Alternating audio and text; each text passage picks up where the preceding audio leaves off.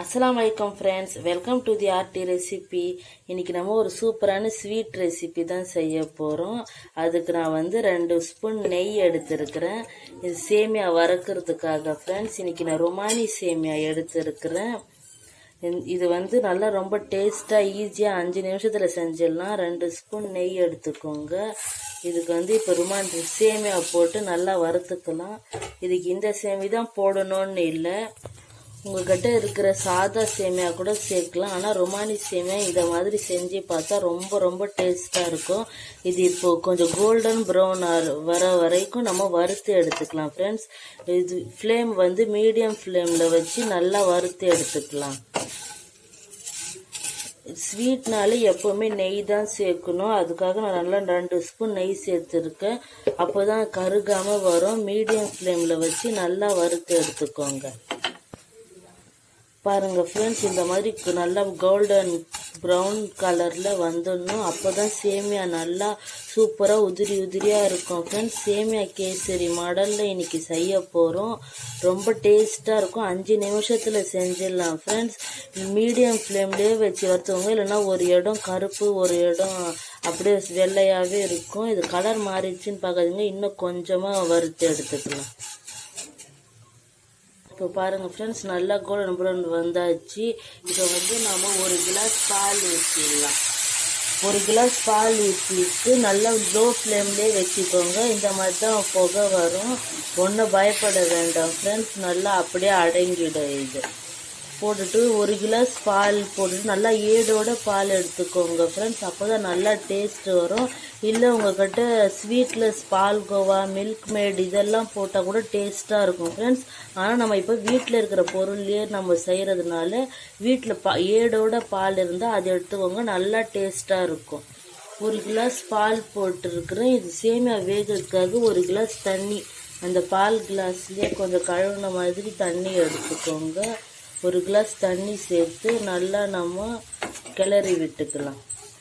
இது சேமியா கொஞ்சம் வேகட்டும் ஃப்ரெண்ட்ஸ். பாருங்கள் ஃப்ரெண்ட்ஸ், நான் மொத்தமே பால் போட்டு கூட நீங்கள் செய்யலாம். இல்லை பால் பாதி போட்டு தண்ணி பாதி கூட போடலாம். இப்போ கொஞ்சமாக வேகட்டும். இது எல்லாமே இழுத்துட்டு அப்புறம் வெந்துட்டு அப்புறம் நம்ம சுகர் சேர்த்துக்கலாம். பாருங்கள் ஃப்ரெண்ட்ஸ், நல்லா பால் எல்லாம் இழுத்து நல்லா வெந்துட்டு வந்துடுச்சு. நம்ம வெந்துட்டு அப்புறம் கடைசியில் தான் சுகர் சேர்க்கணும், இல்லைன்னா நம்மளுக்கு சேமியா சீக்கிரமாக வேகாது. தேவையான சுகர் சேர்த்துக்கோங்க. உங்களுக்கு நான் இன்னைக்கு 1 கப் சுகர் எடுத்துருக்கிறேன். நல்லா ஸ்வீட்டாக வேணும்னா நீங்கள் 2 ஸ்பூன் கூட சேர்த்துக்கோங்க. இப்போ சுகர் சேர்த்தோன்னே இலகுன மாதிரி ஆகும். நான் கொஞ்சமாக ஏலக்காய் தூள் சேர்த்துருக்குறேன் ஃப்ரெண்ட்ஸ். அதை காட்ட நான் மறந்துட்டேன், நீங்கள் சேர்த்துக்கோங்க. ஸ்வீட்னால ஏலக்காய் தூள் சேர்க்காம எப்படியே சேர்த்துக்கோங்க ஃப்ரெண்ட்ஸ். நல்லா டேஸ்ட்டாகவும் இருக்கும். யாராச்சும் விருந்தாளிங்க வந்தாங்கன்னா ரொம்ப ஈஸியாக செஞ்சிடலாம் ஃப்ரெண்ட்ஸ். இந்த ஸ்வீட்டு நீங்கள் ருமானி சேமியாவில் தான் செய்யணும்னு இல்லை, உங்கள்கிட்ட அணில் சேமியா எந்த சேமியா இருந்தாலும் சேர்த்துக்கலாம் ஃப்ரெண்ட்ஸ். இதே மாடலில் செஞ்சு பாருங்கள், ரொம்ப டேஸ்ட்டாக இருக்கும். இப்போ இது மூடி போட்டு ஒரு 2 நிமிஷம் விட்டுடலாம். பாருங்கள் ஃப்ரெண்ட்ஸ், சுகர் இலகி எப்படி ரொம்ப நல்லா லூஸாக ஆகிடுச்சு. உங்களுக்கு சேமியா வேகலைன்னு நினச்சிங்கன்னா நீங்கள் 1/2 கிளாஸ் தண்ணி கூட சேர்த்துக்கலாம். இது வெந்துடுச்சு, நல்லா ரொம்ப சூப்பராக வந்திருக்கு. இது இது அப்படியே நல்லா சுண்டி வரட்டும், நம்ம அப்புறம் பார்க்கலாம். பாருங்கள் ஃப்ரெண்ட்ஸ், நல்லா சுண்டி வந்துடுச்சு. இந்த ஸ்டேஜுக்கு போதும்னா நீங்கள் பாருங்கள். இல்லை இன்னும் சுண்டி வேணும்னா நீங்கள் இன்னும் கொஞ்சம் கூட வத்த வச்சிடலாம். ஆனால் எனக்கு இந்த ஸ்டேஜ் போதும். இப்போ கடைசியாக கொஞ்சம் ட்ரை நட்ஸ் எடுத்துருக்கிறேன், முந்திரியும் பாதாமும் எடுத்துருக்கிறேன் ஃப்ரெண்ட்ஸ். உங்களுக்கு திராட்சை வேணுனாலும் சேர்த்துக்கோங்க.